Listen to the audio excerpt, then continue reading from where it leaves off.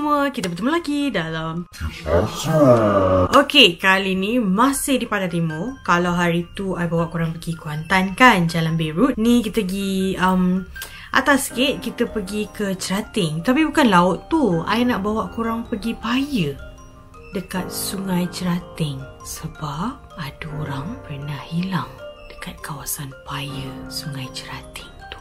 Sebelum I mula cerita, subscribe lah dulu.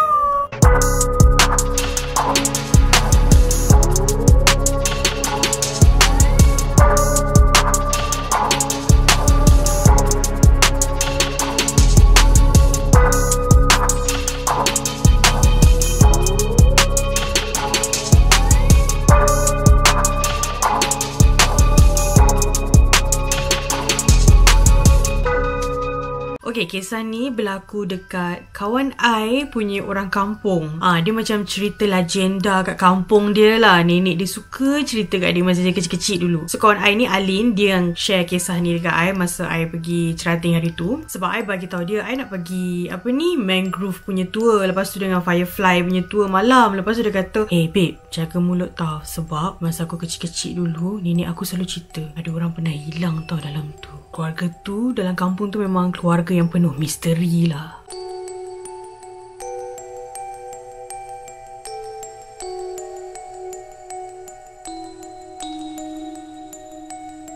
So, dia cerita keluarga tu keluarga kecil je. Ada mak, ada bapa, ada anak 2 orang. Bapa nama dia Mat Jan. Itu tak tahu orang penuh lah. Diorang panggil, memang nenek dia cerita Mat Jan. Bapa Mat Jan, mak dia Timah, anak lelaki Usin, anak perempuan Siti. Cerita ni dia kata dia dengar masa zaman dia membesar lah, 90s. Tapi nenek dia kata cerita ni hot waktu zaman 70s macam tu lah. 70s, 80s lah macam tu. Entahlah. Tapi lama dah lah.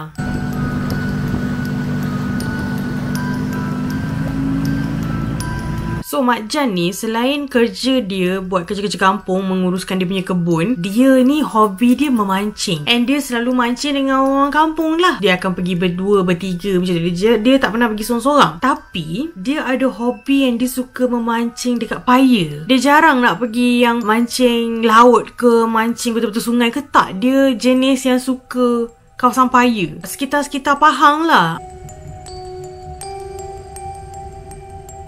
Macam biasalah, mula-mula pergi dengan kawan-kawan semua jaga pantang larang. Tapi, lama-kelamaan, Mak Jan ni dia mula langgar pantang. Orang tua-tua ni dia selalu pesan kalau pergi mancing, jangan pergi seorang. Dia mesti kena ada bawa teman. Paling-paling pun seorang lah teman. So, kena pergi berdua. Dia tak boleh pergi seorang. Selain daripada tu, kalau pergi mancing, dapat ikan banyak, jangan datang kerap. Kalau tahu tempat tu banyak ikan, jangan repeat esok tu. Kalau nak datang, tunggu macam seminggu baru repeat balik. Dia jangan datang kerap kat tempat yang banyak ikan tu. Kalau jumpa ikan besar, tapi dia tak makan-makan umpan. Atau dia makan, tapi tak boleh nak tangkap, jangan proceed nak tangkap. Biar je dia. Jangan berusaha sangat nak tangkap ikan besar tu. Itu bukan ikan. Lepas tu niat kena betul. Kalau niat nak tangkap 2-3 ekor ikan je, dah dapat 2-3 ekor, balik. Jangan tangkap ikan lebih daripada apa yang diniatkan. Kalau biasa tangkap ikan dekat tempat tu ada banyak ikan, tiba-tiba kali ni datang tak ada ikan, terus balik. Jangan stay. Sebab ada benda lain yang memburu ikan-ikan tu. Kalau mancing malam pula, jangan terus balik rumah. Macam biasa, ni bukan mancing je lah. Kita pergi mana-mana pun, jangan ambil apa-apa barang dekat tempat mancing tu. Jangan buang air merata-rata. Ini pun sama juga. Aplikasikan dalam hidup anda. Jangan memang melepas je mana-mana walaupun ada air yang mengalir. Jaga mulut macam biasa. Jangan cakap merepek-repek. Dan yang paling penting, I baru tahu benda ni juga, pantang larang untuk pergi mancing. Jangan bagi tahu orang rumah atau orang dalam rumah lah kan, siapa family members kita, jam berapa exactly kita plan nak balik. Nenek Alin kata ini untuk elak benda-benda yang tak elok ni menyerupai kita. Dia sampai dulu. So kita cakap nak balik pukul 10. Pukul 10 dia dah dekat pintu. Kita tak balik lagi ni. So untuk elakkan benda-benda tu, sebelum keluar rumah pergi mancing, kalau mak tanya ke, isteri tanya ke, jangan bagi exact timing.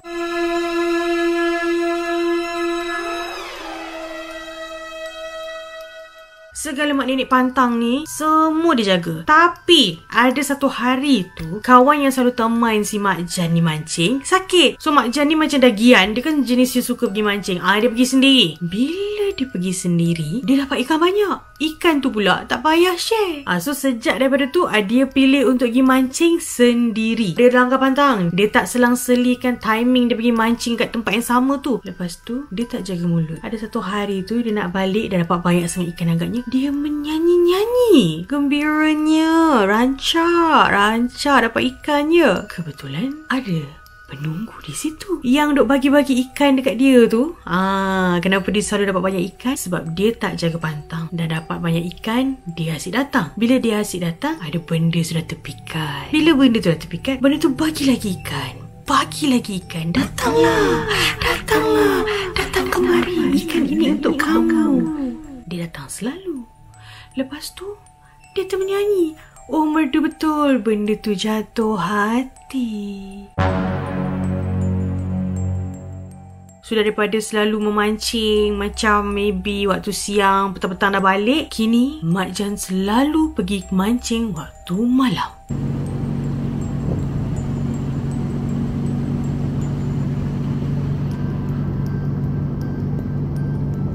Alin kata normal je untuk orang keluar malam mancing kat paya. Ada je lah. Bukanlah benda tu sesuatu yang aneh. So, bila Mak Jan ni nak keluar mancing waktu malam, sebab tu isteri dia tak pelik pun. Sebab ada je hari yang suami dia ni pergi mancing. Tapi dah makin kerap pula mancingnya. Tak adalah tiap-tiap malam, tapi sangat kerap keluar malam mancing. Lama-lama hobi dia yang dah jadi macam obsession untuk pergi mancing waktu malam ni dah affect keharmonian keluarga tu tau. Sebab bila dia keluar mancing malam, balik lewat, esoknya tak pergi kebun. Jadi macam problem masalah keluarga lah. Korang mesti boleh faham kan, akan ada pertengkaran sana sini. Bila tak pergi usahakan kebun, mana datang duit. Ada satu hari tu, dah nak maghrib, nak keluar. Time ni lah Timah tu, isteri dia, agaknya meluat sangat kan. Suami ni tak puas-puas pergi mancing ni. Ada tanya lah macam, ni pukul berapa pula nak balik ni? Macam tu lah. Dia tanya macam pukul berapa nak balik. Yang si Mak Jan ni pula tahu isteri tu tengah marah. So dia jawab supaya isteri dia macam diam lah. 12 berhenti balik lah. Okay, 12. Dia sebut jam 12 tau. Kan pantang, jangan bagi tahu exactly pukul berapa nak balik. Dia sudah bagi tahu. Malam tu, macam biasa, Timah ni bila suami dia mancing, dia tak masuk bilik terus tidur. Dia akan tunggu tercongok kat ruang tamu tu, kat sofa. Timah tertidur. Tahu-tahu ada bunyi ketuk pintu kuat tau. Duduk. Timah terjagalah macam, alamak, mesti suami dia bising kan ni. Dia bergegas buka. Bila dia buka, tak ada orang. Tapi Timah tak rasa apa-apa pun, sebab tak adalah angin whoosh ke apa ke, tak ada. So Timah buka, bunyi cengkerik dan bunyi unggas je lah. Tak ada. So dia macam mimpi kot, sebab dia tengah tidur kan. So dia tutup lah balik. Dia tutup balik, dia duduk lah balik kat sofa. Duduk, terlelap balik. Tiba-tiba ada orang kejut dia. Bangun, masuk bilik tidur. Dia tengok laki dia. Dia cakap macam, bila balik? Kan tadi dah balik. Dah pergi masuk bilik tidur. Kenapa tidur kat sini? So dia pula macam, whatever lah. Terpisat-pisat mata dia kan. Dia pun macam dah ngantuk sangat. Dia tengok jam pun dah macam pukul 12 lebih. Okay, dia pun masuk dalam bilik tidur. Timah tidur malam tu. So as usual, bangun pagi lah nak solat subuh. Bila nak solat subuh, tengok Mak Jan tak ada. Dia macam, suami dia tak tidur ke? Sebab dia tahu suami dia dah balik. Sebab kan suami dia yang kejut dia suruh masuk bilik tidur tu. Walaupun bila dia fikir-fikir balik macam, dia buka pintu tak ada orang. Ke dia mimpi? Ke dia buka pintu tapi dia mamai? Whatever lah, janji memang betul dia masuk bilik sebab Mak Jan kejut dia. Tapi pagi tu nak ajak Mak Jan ni subuh sekali nak kejut, Mak Jan tak ada pula. Tapi tak nak terkejarkan waktu solat tu. Dia solat je lah sendiri seorang-seorang. Dia kejut lah anak-anak dia, Siti dengan Usin tu. Dia tanya anak-anak dia, nampak bapak tak? Semua pun tak nampak. Pelik. Dapur tak ada, bilik air tak ada, store tak ada, depan rumah isap okok ke apa tak ada. Mana pergi? Timah ni suruhlah Siti dengan Usin ni pergi cek bapak kamu. Tapi Usin ni biar otak sikit, bagi buta. Takkan dia dengan adik perempuan dia nak pergi cari bapak dia kan. So dia kata tak apalah, Siti dengan Timah tunggu kat rumah. Mana tahu ayah balik, dia pergi cek kat kebun. Mana tahu ayah start kerja awal. Sebab sebelum si Mak Jan ni sibuk dengan hobi mancing dia memang selalu pagi dah gerak ke kebun. Cuma tak pernah lah sebelum subuh, selalu sesudah subuh. Usin tu macam tergerak nak tengok tengok kat kebun. Sampai kat sana, dia nampak memang bapak dia tengah bekerja dekat kebun tu. Dia tegurlah bapak dia macam biasa. Memang bapak dia pun borak dengan dia, cakap, tak apalah, suruh balik bagi tahu mak kamu, tak payah risau. Husin tu balik lah rumah, bagi tahu mak dia tak payah risau, sudah jumpa bapak kat kebun, kerja, everything okay. So macam biasa, perjalanan ke keluarga tu macam biasa. Cuma Mak Jan ni lain selalu jadi kepala untuk ajak orang ni pergi mancing. Bila Mak Jan ni datang nak pergi mancing, orang kat kampung ni pun tak ada nafsu lah nak pergi mancing. So aktiviti memancing kat kampung tu macam tone down sekejap. Bila dah berbulan-bulan Mak Jan tak pergi mancing, Timah ni dia datang rasa something is not right somewhere. Dah berbulan-bulan ni laki dia tak pergi mancing ni, dia baru perasan. Ulang-alik laki dia pergi kebun, laki dia tak bawa motor, laki dia jalan kaki. Setiap kali dia teringat nak tanya mana pergi motor, dia macam sekarang ingat ni kejap lagi nak tanya, tapi bila nak tanya tu macam tak tertanya. And Timah perasan conversation dia dengan husband dia dah jadi macam tak macam dulu. Dia orang satu family dah tak boleh nak berbual macam dulu. Husband dia banyak mengelat untuk bercakap. Yang buat Timah rasa macam ada benda yang tak kena, tapi tak tahu nak detect apa, ialah sebab dia baru perasan yang dia dah lama tak solat dengan suami dia. Suami dia akan pergi kebun sebelum subuh, lepas maghrib baru sampai. Kadang-kadang membawa ke isyak tu baru balik. Anak dah balik dah ni. Husin tu memang akan tolong bapak dia lah. Siti tu pula kerja dekat kedai kain dekat kampung tu jugalah, dia kerja tukang jahit. So bila anak-anak dah balik daripada kerja ni, yang si Mak Jan ni tak habis-habis lagi ni. Kadang-kadang lepas maghrib dia akan balik, tapi dia akan keluar balik. Dia kata dia nak pergi masjid pula. Dia rasa macam suami dia selalu ada kat rumah, tapi bila dia fikir-fikir, rupanya suami dia selalu tak ada kat rumah. Sejak tiada hobi memancing ni, asyik nak makan, tak pernah ada lauk lebih. Kalau dulu lauk ada lebih, so esok pagi tu makanlah nasi sejuk dengan lauk-lauk lebih tu. Tak ada dah, memang kena kerap masak sebab Mak Jan suka makan.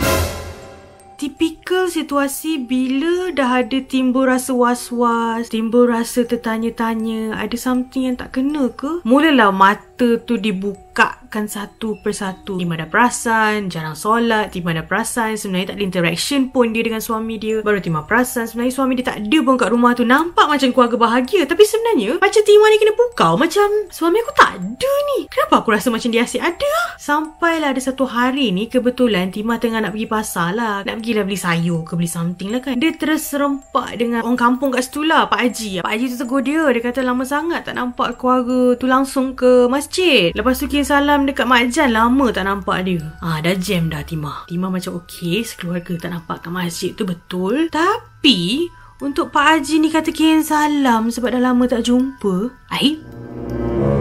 Yang tiap-tiap malam laki dia pergi semayang tu apa?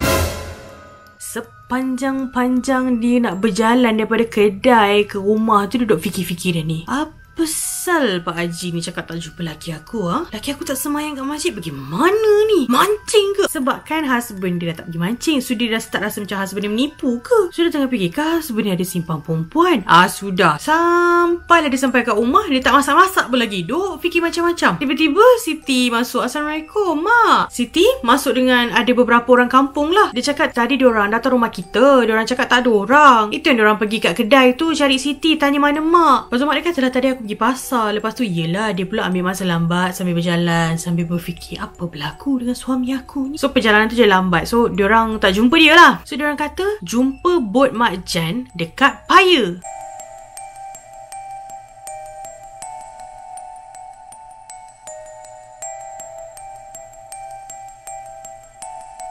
Kenapa jumpa bot kat Paya? Dekat tengah-tengah Paya diorang kata. Bukannya jumpa dekat jeti. Lepas tu dekat jeti ada motor Mak Jan. Diorang tahu Mak Jan ni ada kat kebun. Diorang tahu Mak Jan ni dah lama tak nak pergi mancing. Yang buat diorang risau, masa diorang jumpa bot tu penuh bangkai ikan.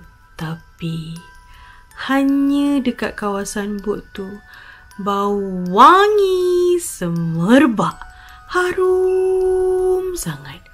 Hanya di kawasan bot itu. Timah dah panik. Dia dah tahulah tu, bila orang cakap macam tu, mesti orang nak cakap yang dekat kebun tu bukan laki kau. Baru dia flashback yang dia pernah tanya Mak Jan pukul berapa nak balik. So diorang dah tahu yang balik tu bukan Mak Jan. Tapi berbulan ni dia duduk dengan benda tu. So Mak Jan mana? Misi mencari Mak Jan bermula. Seorang kampung senyap-senyap tak nak buat kecoh supaya tak nak yang kat kebun tu dapat tahu. Pergi kumpul orang, pergi cari. Tengah siang ni kan. So pergilah cari kat kawasan Paya tu, tak jumpa. Paya tu bukannya kawasan yang kecil guys. Kawasan tu masa I pergi, kawasan tu luas. Tu zamannya I pergi sekarang jadi tempat turis. Bayangkan kalau tahun 80-an, 70-an macam mana keadaan kat situ.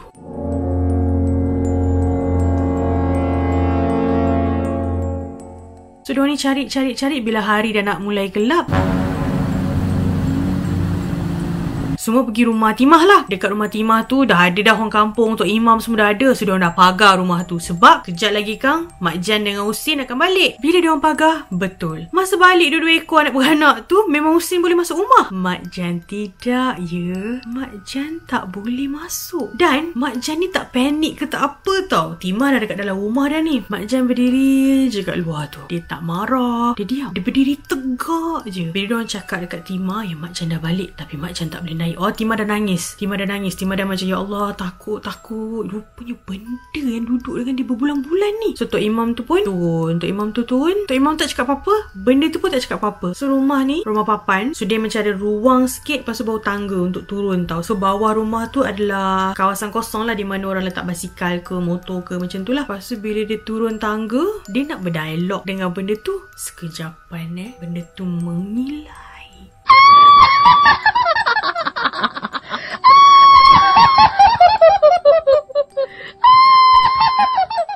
Time ni satu rumah tu dah takut dah. Suara dia mengilai sangat kuat. Lepas tu kan tadi saya cakap dia dalam bentuk wajah Mak Jan. Tiba-tiba dia berubah. Tahu-tahu dia terbang, dia bertenggek dekat atas motor-motor orang kampung yang ada kat depan tangga tu. Pak Imam tu diri je dekat bawah tangga tu. Dah turun tangga, dekat simen tu Pak Imam tu berdiri. Dia dah bertinggi atas motor. So dia tinggi sikit lah dari Pak Imam tu. Mencangkung, bertinggi. Mengilai. Dia tak marah, tak apa. Dia mengilai. Ketawa macam dengarlah Tok Imam tu berdialog, tanya, siapa kamu? Kenapa kamu ganggu? Di mana Mak Jan? Tak, dia tak jawab. Nenek Alim wujud waktu ni dalam rumah dia intai. Dia nampak setiap kali Imam tu tanya soalan, makin panjang lidah yang dijelim. Korang bayangkan lidah dia dari sini sampai tanah. Lidah dah terkeluar, mengilai-ngilai, tak menjawab soalan. Lepas tu Timah dari dalam, dia dah tak tahan, dia dah takut sangat dengan benda tu. Dia cakap dekat someone, suruh sampaikan kat Tok Imam tu, kita ikhtiar cara lain nak cari suami dia. Tolonglah, tolong usir benda tu. So Imam ni baca. Lepas tu azan. Lepas tu last benda tu mengilai. Lepas tu benda tu menjerit dan hilang. Gaib macam tu je. Sekejapan orang kat dalam rumah tu boleh bau busuk dalam rumah tu. Macam dalam rumah tu ada bangkai tau. Busuk gila. Rumah tu masih okey sebab Timah duk kemas semua kan. Tapi busuk, orang tak tahu busuk ni datang daripada mana. Malam tu juga diorang semua gerak pergi cari dekat Paya tu. So masa semua orang lelaki tak ada, ya Allah, macam nak runtuh rumah tu. Digegar macam ada satu tangan yang besar macam goncang rumah papan tu tau. Bergegar-gegar rumah papan ni. Memang riuh rendah ketukan tingkap pintu, mengilai-ngilai, papan bergegar-gegar. Sampai pukul berapa lah Nenek Alin ni cakap, memang kat dalam tu semua orang ketakutan. Tiba-tiba senyap sendiri. Dia macam hilang macam tu je. Tak tahu apa jadi. Tak lama lepas tu orang lelaki pun balik. Tak jumpa Mak Jan tu. Langsung tak jumpa.